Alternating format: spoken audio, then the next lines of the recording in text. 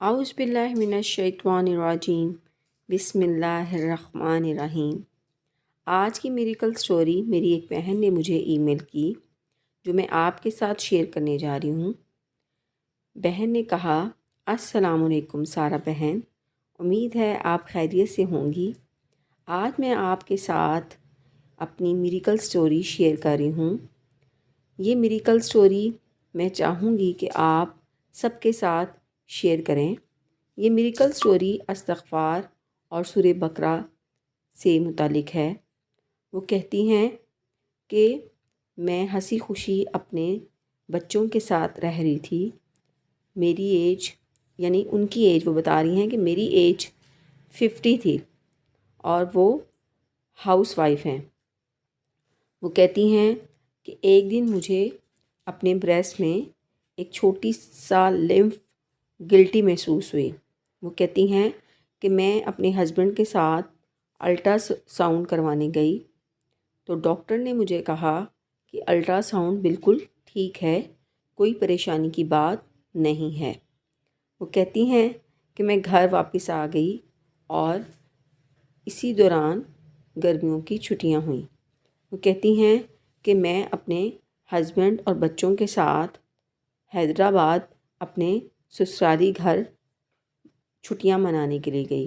وہ کہتی ہیں وہاں پر بھی مجھے بریسٹ میں پین ہوتا رہا اور میں اس طرف سے پریشان بھی رہی، لیکن میں اس طرف سے مطمئن بھی تھی کہ ڈاکٹر نے مجھے مطمئن کر دیا تھا اور مجھے اینٹی بائیوٹکس دے دی تھیں کہ پریشانی والی کوئی بات نہیں ہے۔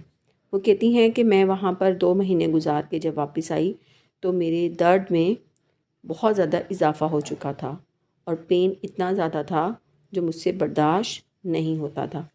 وہ کہتی ہیں تب میرے ہسبینڈ مجھے دوسری ڈاکٹر کے پاس لے کے گئے۔ اس ڈاکٹر نے الٹرا ساؤنڈ دیکھا اور الٹرا ساؤنڈ دیکھنے کے بعد مجھے میموگرافی کے لیے کہا۔ وہ کہتی ہیں کہ جب میں نے میموگرافی کی تو مجھے اسٹیج 3 کا بریسٹ کینسر ڈائگنوز ہوا۔ وہ کہتی ہیں کہ یہ دیکھ کر میرے پیروں تلے زمین نکل گئی، کیونکہ میرے بچے ابھی اتنے بڑے نہیں ہوئے تھے کہ وہ میرے بغیر زندگی جینا سیکھ جاتے۔ وہ کہتی ہیں کہ میں بہت زیادہ پریشان تھی، میں اللہ تعالیٰ سے رو رو کے اپنے گناہوں کی معافی مانگتی رہی اور اللہ تعالیٰ سے رو رو کے معافی مانگنے کے ساتھ یہ بھی اپنے دل میں ڈر تھا کہ یہ مجھ سے کیا غلطی ہو گئی جس کی اتنی بڑی آزمائش مجھ پہ میرے رب نے ڈال دی۔ وہ کہتی ہیں کہ میں بہت زیادہ پریشان تھی۔ میں نے اپنی بہن کے ساتھ اس کا ذکر کیا۔ میری بہن نے مجھے سورہ بقرہ اور استغفار پڑھنے کے لیے کہا۔ وہ کہتی ہیں کہ میں نے 7000 بار ڈیلی بیسس پہ استغفار پڑھنا شروع کیا اور اس کے ساتھ پورے دل سے، پوری یکسوئی سے اللہ تعالیٰ سے اپنے گناہوں کی معافی مانگی۔ وہ کہتی ہیں اس کے ساتھ میں نے ڈیلی بیسس پہ سورہ بقرہ پڑھنا شروع کی۔ وہ کہتی ہیں کہ مجھے اس بات کا مکمل یقین تھا، کیونکہ میں یقین کے ساتھ استغفار کر رہی تھی، اللہ تعالیٰ سے معافی مانگ رہی تھی، اللہ تعالیٰ کے سامنے سجدے میں جا کے رب سے بہت گڑ گڑا کے دعا مانگ رہی تھی اور سورہ بقرہ کو پوری یقین کے ساتھ، اپنے رب کے اوپر یقین کامل کے ساتھ کہ وہ میرا رب میرے گناہوں کو معاف کر دے گا، اگر مجھ سے کوئی غلطی ہو گئی ہے تو اس غلطی پہ میرا رب مجھے معاف کر دے گا، اور اس کے ساتھ ساتھ مجھے اس بات کا یقین تھا کہ میرا رب اس آزمائش سے، اس مشکل گھڑی سے مجھے ضرور نکالے گا۔ وہ کہتی ہیں کہ میں نے علاج کروانا شروع کیا۔ ہر آنے والا دن پچھلے دن سے مشکل ہوتا جا رہا تھا، تکلیف میں بہت زیادہ اضافہ تھا، لیکن میں نے اپنی ہمت کے ساتھ اس ساری ڈیوریشن کے دوران اپنے صبر کا دامن تھامے رکھا، اللہ پہ توکل مضبوط رکھا اور میرے رب نے اس مشکل ٹائم سے مجھے نکال دیا اور اللہ تعالیٰ نے مجھے اس بیماری سے لڑنے کی ہمت دی۔ استغفار اور سورہ بقرہ کی وجہ سے میں آج اپنے بچوں کے ساتھ ہوں اور اس رب کی بہت بڑی نظر کرم ہوئی مجھ پر، میرے رب نے مجھے اس آزمائش سے نکال دیا۔ میں نے جس کو سورہ بقرہ اور استغفار کے بارے میں بتایا، ان کی زندگی میں بہتری آتی گئی، ہر آنے والا دن پچھلے دن سے بہتر ہوتا گیا۔ جابس کی نئی نئی اپرچونیٹیز ملنا شروع ہوئیں۔ میری ایک دوست کا کاروبار تھا، اس کو میں نے بتایا تو اس کا کاروبار جو بالکل دی اینڈ ہو گیا تھا، اللہ تعالیٰ نے اس کے کاروبار میں بہت زیادہ برکت دی۔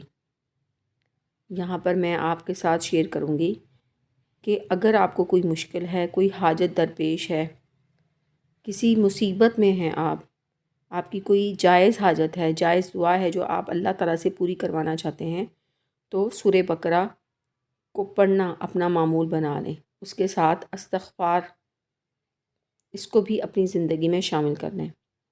اب یقین جانیے اللہ تعالیٰ آپ کو آپ کی تمام جائز حاجات کو پورا فرمائیں گے انشاءاللہ تعالیٰ۔